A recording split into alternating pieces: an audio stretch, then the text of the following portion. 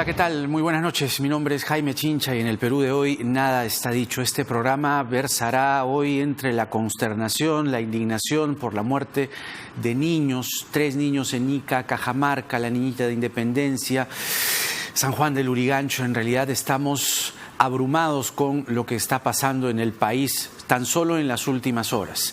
Y decía que va desde la indignación, la rabia y la frustración por estos casos, hasta también el escándalo, por decirlo menos, a propósito de las conversaciones de la integrante de la Comisión Permanente, Luciana León, con, por ejemplo, su hermano, con, por ejemplo, Mijael Garrido Leca, y asuntos que rayan entre la aparente sapiencia de cómo sacarle la vuelta a las leyes y hasta cómo utilizar el resguardo policial como si fuese un delivery. Vamos a presentar a nuestra primera invitada. Tengo el gusto de tener aquí en el programa a Nidia Vilches. Ella ha sido ministra de la Mujer y también ha sido congresista en el Partido Aprista. ¿Cómo le va, Nidia? Gracias por venir. Jaime, buenas noches. Muchas gracias por la invitación. Le decía antes de comenzar que la vida humana para nosotros es lo primero. Estos casos que se han visibilizado en las últimas horas, tanto en Ica como en Cajamarca, en San Juan del Lurigancho, la niña de Independencia, ¿a dónde nos conduce? Es decir, ¿esto siempre existió? ¿Esto aparece de un momento a otro? ¿Qué clase de sociedad es la nuestra que no puede enfrentar esta clase de sucesos? Yo creo que estamos visibilizando cada vez más en estos últimos tiempos por las redes sociales, los medios de comunicación y la gente también que se atreve a denunciar sobre estos casos.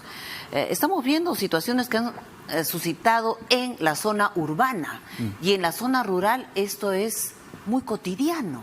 Diríamos, por ejemplo, en las comunidades nativas donde hay personas aún que ni siquiera son identificadas con su DNI, no son peruanos, desaparecen sin haber existido antes. En tal medida, considero que no solamente es violencia lo que estamos evidenciando, tal vez familias disfuncionales o niños que van creciendo ante la indiferencia de la familia también. Y la salud mental, ¿no? Y la salud mental, por supuesto. Pero si la familia extensiva, diríamos los abuelos, los tíos, ven que en mi hermano o en la familia de mi hermana hay problemas no solamente de violencia o de abandono, debo intervenir. No es que no debo intervenir, por el contrario, necesitamos intervenir. Lo que ha sucedido en Independencia, por cierto, muy doloroso, nos evidencia que una niña de 9 años no puede estar cuidando a 2 menores de edad igual que ella. Y esto es cotidiano. Muchas personas salen a trabajar dejando a sus hijos menores de edad al cuidado de el mayorcito que tiene 11 años. Entonces ahí va el Estado también en cuánto estamos, por ejemplo, cubriendo en lo que son los lugares donde pueden cuidar a los niños mientras los padres de familia van a trabajar en lo que corresponde a posibilidades de trabajo y empoderamiento de las mujeres. Pero el caso de Independencia no era precisamente ir a trabajar, ¿no? No, indudablemente este ha sido ahí era totalmente una yunza, ¿no? Totalmente. Ahora, el hecho de cargarle la culpa a la madre, yo no sé, probablemente sea responsabilidad. Responsabilidad no necesariamente es lo mismo que culpa, ¿no? Hay 2 responsables ahí, ¿no? Quien ha cometido el delito es el culpable. El culpable directo del asesinato de esta niña y la madre, porque somete al peligro a sus 2 hijos menores de edad en el abandono. Estimo que este compromiso ha empezado a las 3 o 4 de la tarde, que ella llegó con su familia porque se traslada desde otro distrito a Independencia. Y estos niños han estado al cuidado de otra menor de edad, sus niños, ¿no? Sí, ahora, la respuesta que tiene que ejercer el Estado, ¿está a la altura? Es decir, ¿todavía allí estamos un poco rengos? Jaime, ahí todavía no estamos siendo efectivos con el Estado. No es solo decir estoy entregando más presupuesto para el Ministerio de la Mujer o el Ministerio del Interior. Necesitamos hacer efectivos y ahí iba hacia el momento que explicaba, necesitamos, no solo ahora se llaman Cuna Más, Sí. antes Guaguaguasi.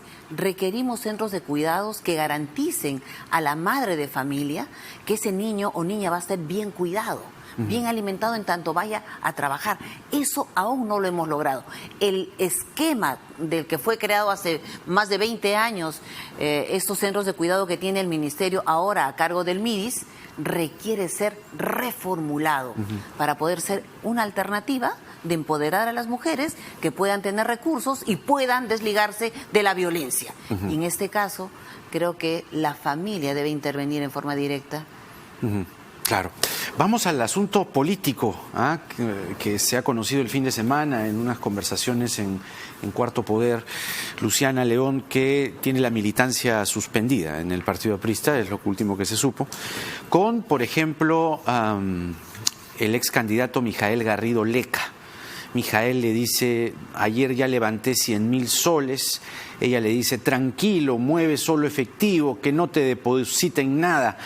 Mijael vuelve a la carga y le dice: Avanto me ha hecho bancarizar todo. Tenemos ahí las conversaciones en impreso para que podamos seguirlas con mucho más detalle, ¿no? A ver, Chío, vamos, ahí están. Ahí está la primera, ahí está, ¿no? Esto es primero. Claro, Mijael Garrido Leca le dice: creo que la podemos pelear, nadie va a jalar más que yo. Nadie va a jalar más que yo, algo tendrá que decir Nina Vilches. El que pide al cielo y pide poco es loco. Ayer ya me levanté 100.000 soles en un día. Luciana León le dice: es relativo, tranquilo, mueve efectivo, que no te depositen nada, mañana hablaremos, le dice. Todo eso, si quieres, por fono más tarde que salga de acá. Mijael Garrido Leca le dice: Avanto me ha hecho bancarizar todo y lo voy a auditar con una cuenta especial. Discrepo, pero bueno, ya lo conversaremos. Si depositas el 30% está bien. Ahora me llamas, luego te explico. No sé, ¿qué dice Nida Vilches? ¿Quién estaba actuando menos mal que el otro? Es decir, ¿cuál de los dos sería el mal menor? ¿La que dice por el efectivo o el que dice por bancarizar? Jaime, primero debo mencionar que Luciana León está expulsada del partido y en ello tendrá que responder ante los problemas de fondo que tiene hoy en evidencias en las conversaciones con su hermano y el haber estado siendo intermediaria para el lucro de su hermano. En el momento en que ocurre esto, ella era congresista de la... Pero por supuesto, sí. Evidenciando ya los hechos, ella ha sido expulsada por... Pero esto no lo sabían, ¿o sí? Por supuesto que no. Y ante las conversaciones últimas que tú mencionas, debo mencionar que Mijael ha hecho lo correcto. Bancarizar lo que corresponda a lo que podría poder haber recibido durante la campaña. Y la OMP es bien clara. He traído justamente mi informe, lo tengo listo, mañana lo voy a presentar. A ver. Porque la OMP habilita un formato número 7 para registrar todos los aportes que ha recibido uno. Asimismo, menciona claramente que debe tener un formulario, un talonario, para que emita recibo de haber recibido cuánto. Bancarizado, por cierto, de tal manera que cada uno tendrá que mostrar también qué banco, qué cuenta ha abierto y esto es lo suyo. Lo mío. Ajá. Por tanto, aquí está lo que ha ingresado y luego también en el formato número 8 en qué se ha gastado. Ya. Y muchas donaciones... Claro, esto es suyo. Pero es lo que va a hacer... Faltan los demás. Pero todos tenemos un plazo... ¿Y estos 100.000 soles de Mijael? También, como está bancarizado, lo tiene que incorporar en su formato número 7 y ahora la OMP solicita el informe de cada candidato, ya no el partido político como antes. Hoy presentamos a la OMP y una copia presentamos al partido político porque luego lo globaliza de los 140 candidatos de cada partido, ¿no? Eso lo tiene que hacer todos los candidatos de todos los partidos políticos. ¿Pero lo han conversado en la interna o, digamos, después de ocurridas las elecciones, allí inmediatamente? No sé, a raíz de esta publicación, acá se habla de 100.000 soles. ¿Eso en algún momento lo llegaron a concretar o lo manejaba cada uno individualmente? Haces una muy buena pregunta, Jaime, porque todo esto es en forma individual. Ajá. Lo que ha podido recibir Mijael y lo ha bancarizado es personal.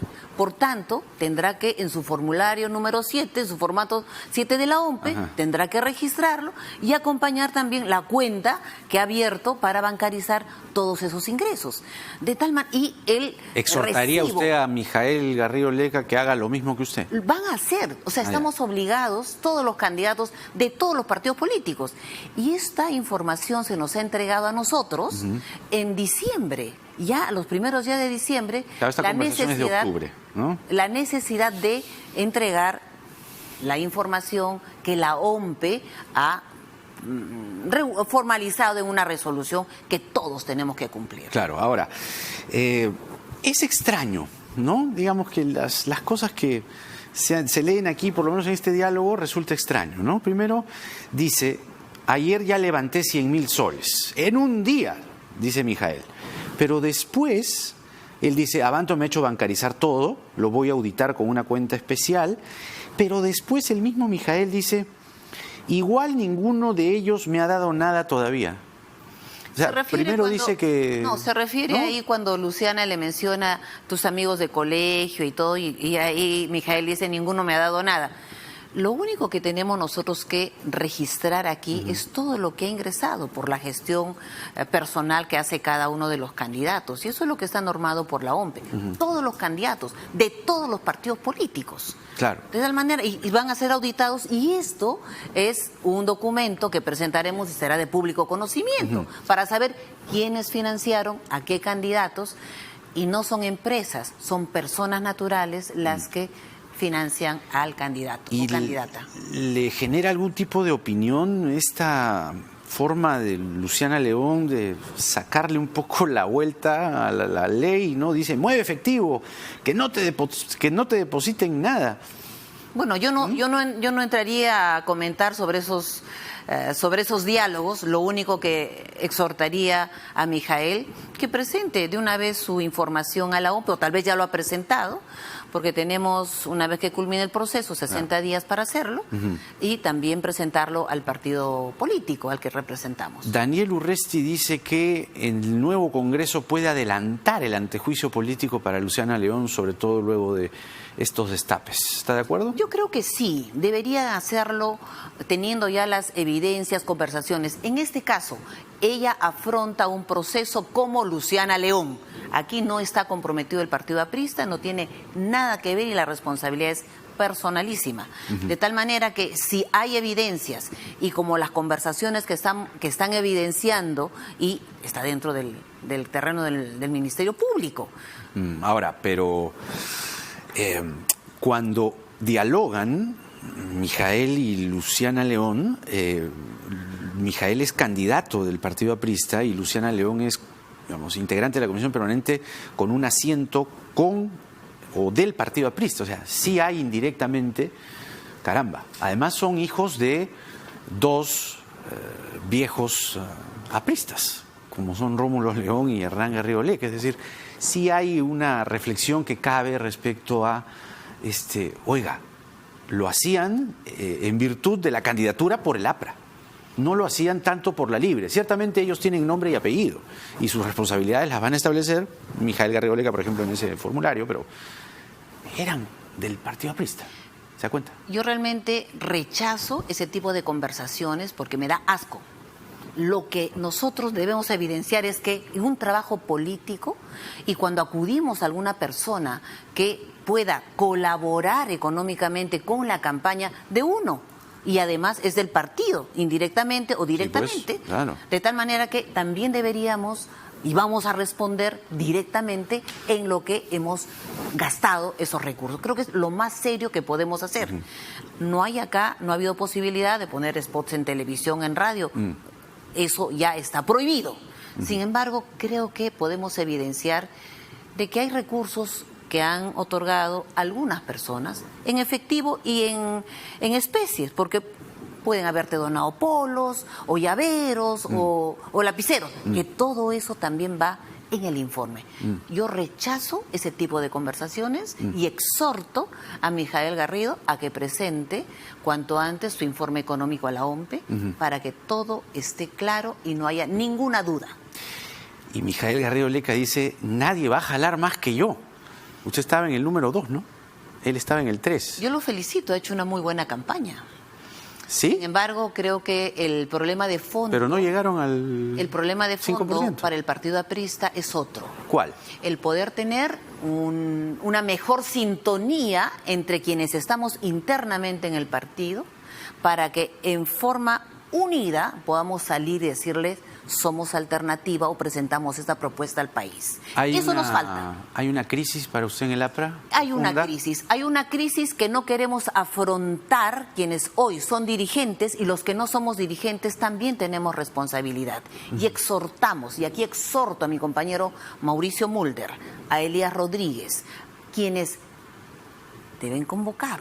¿Cuánto antes? No esperemos que el Jurado Nacional de Elecciones emita una resolución si lo reconoce o no. En este momento necesitamos reunirnos. Así como el gran Ramiro Priale decía, conversar no es pactar, internamente eso aplica. No hay diálogos, no conversa nadie dentro del APRA. Requerimos diálogos abiertos, sinceros, y que nos lleve a una nueva convocatoria de un congreso, primero estatutario, luego eleccionario, y considero que podemos presentar una nueva generación bien preparada con alternativa de gobierno al país. En esa nueva generación está para usted Mijael Garrido Leca, porque él dice que nadie jala más que él. Hay muchos compañeros y compañeras bien preparados y Mijael se ha inscrito en el partido. Creo que la suma de voluntades aquí, el partido de Aya La Torre espera reivindicar al pueblo con que él entregó sus años de vida política, desde estudiante universitario hasta cuando partió. ¿No es un poco presumido, no es un poco altanero decir que nadie jala más que él? Cada uno tiene su estilo y ha hecho su mejor esfuerzo para tener, bueno, ha quedado en tercer lugar en votación preferencial, pero vayamos al tema de fondo. No es suficiente el esfuerzo que hemos hecho todos porque el resultado no es el que hemos esperado. Pero ¿coincide con esta afirmación, que nadie más jala que él? Todos hacemos una suma de voluntades. No hay individualismos en el APRA. Y esta frase es un poco individualista, pues, ¿no? Sumamos. Todos. Ahora, ¿cuál es para usted el impacto de estos diálogos? Le decía hace un momento, ¿no? Y usted me lo termina reconociendo, que la conversación se produce entre dos apristas. Luciana León, en ese momento, octubre, era congresista del APRA, y Mijael Garrido Leca, inscrito en el APRA, se postulaba al Congreso. En ese contexto, ¿cuál es el impacto que tiene para usted estos diálogos en el partido aprista?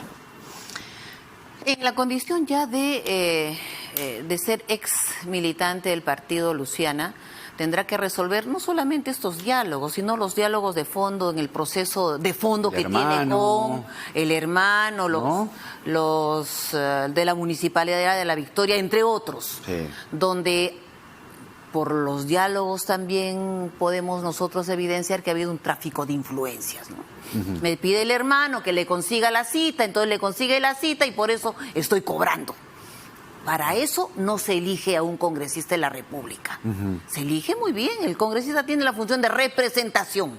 Representa a sus autoridades, hace el puente con las autoridades que tengan que aprobar sus proyectos, pero no cobra por ello porque ya le paga el Estado propiamente. Eso denostamos y rechazamos, si es que eso se ha hecho. Que responda ante el Ministerio Público, Luciana León, que responda si tiene algo que responder ante ello. Debe responder, ¿no? Por supuesto, creo que tiene un montón de cosas que responder. La responsabilidad personalísima de Luciana. Claro, tiene un montón que responder, ¿no? Además, usando a su personal, usted que ha sido congresista, ¿usa así al personal de seguridad? Miren, los señores policías tienen una función y es de otorgarle el resguardo al funcionario público que es el congresista. Pero le va a comprar no hacer cosas piadina, mini humitas, 16 cortes de salmón. Faltarle el respeto a la Policía Nacional que también se juega el pellejo juntamente con la autoridad. Hoy no estamos en los momentos difíciles cuando había terrorismo, por ejemplo, que se compraba el pleito, el policía y muchos efectivos policiales murieron defendiendo a la autoridad a quien estaban custodiando. Pero en este caso me parece una falta de respeto asignarle funciones que no corresponde a un policía. Además, en un contexto en el que precisamente se está hablando de la seguridad de los congresistas, nos venimos a enterar que había congresistas como Luciana León que le pedían al de seguridad que sea su Rappi.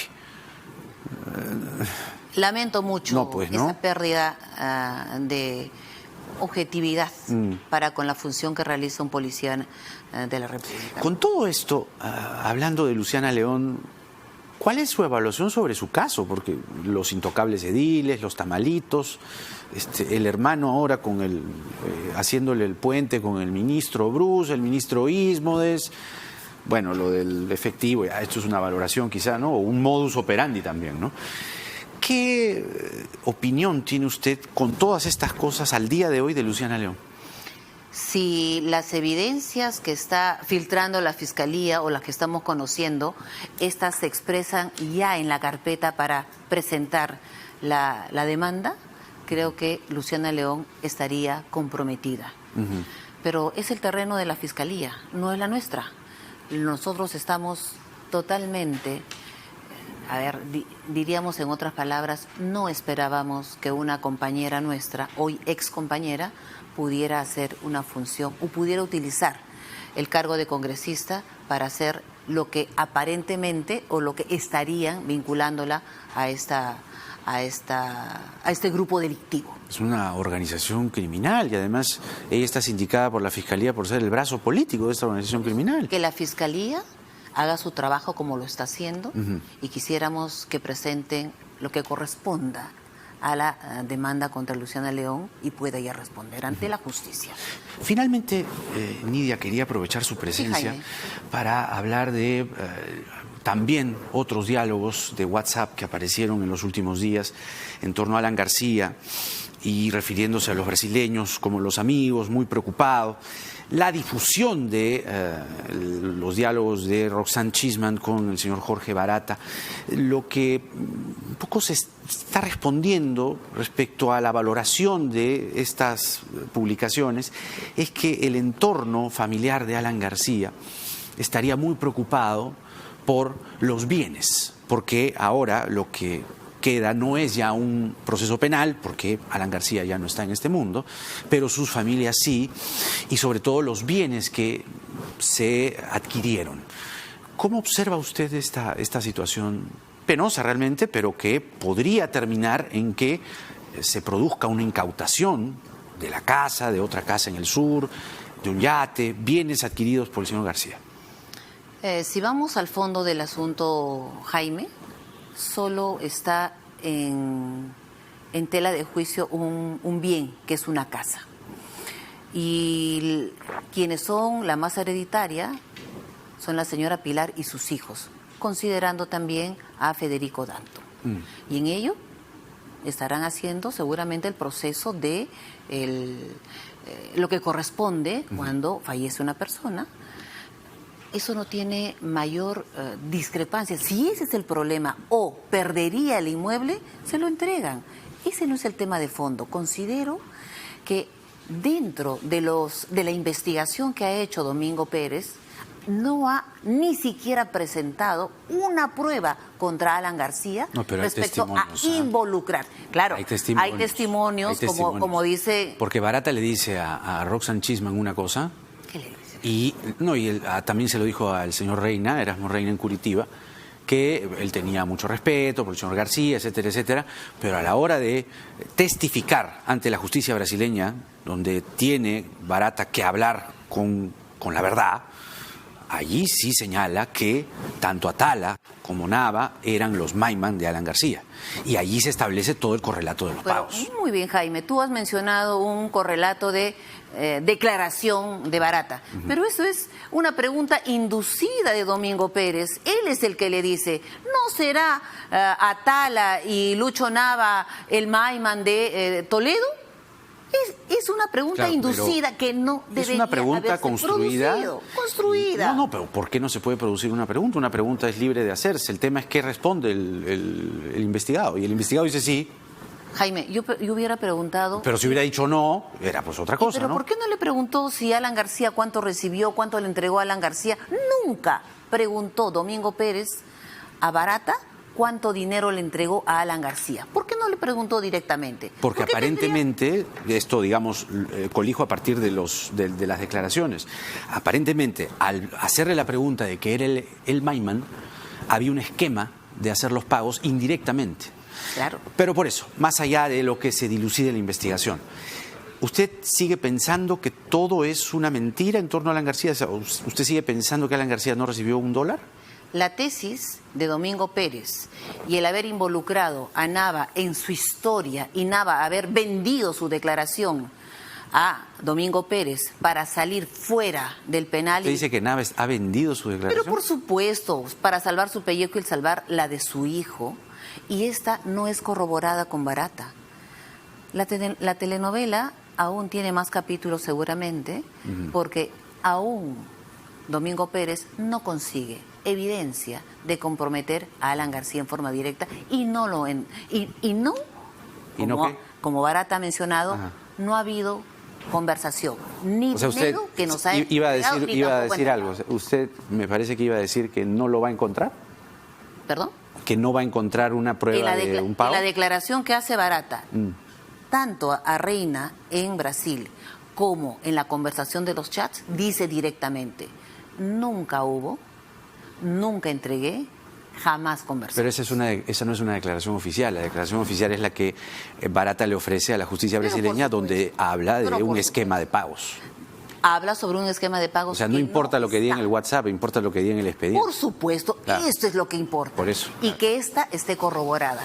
Y lo que ha dicho Nava no está corroborado por Barata. Como dice usted, es una telenovela que todavía espera muchos más capítulos y bueno, vamos a seguramente invitarla para cuando se escriba uno nuevo poder comentarlo. Gracias, Nidia, por venir. Con mucho gusto, Jaime, y que no nos distraigan. Hay 3 ministros que están comprometidos con denuncias serias. La ministra de Producción, de Transportes y de Energía y Minas, que no nos olvidamos y esperemos, señor presidente, tome cartas en el asunto. Todo importa y todo se valora. Gracias nuevamente a Nidia Vilches con nosotros, excongresista de la PREDIS, ministra de la Mujer. Vamos a la pausa y vamos a comentar al volver con el ex procurador Julio Arbizu qué pasó con la también ex procuradora Catherine Ampuero en torno a que no incluyó a Enagás en las tramas corruptas del gasoducto sur peruano. De hecho, no incluyó al consorcio y eso viene a tono o en contexto con la tremenda demanda que no solo nos presenta Odebrecht, sino también Enagás. Nada está dicho.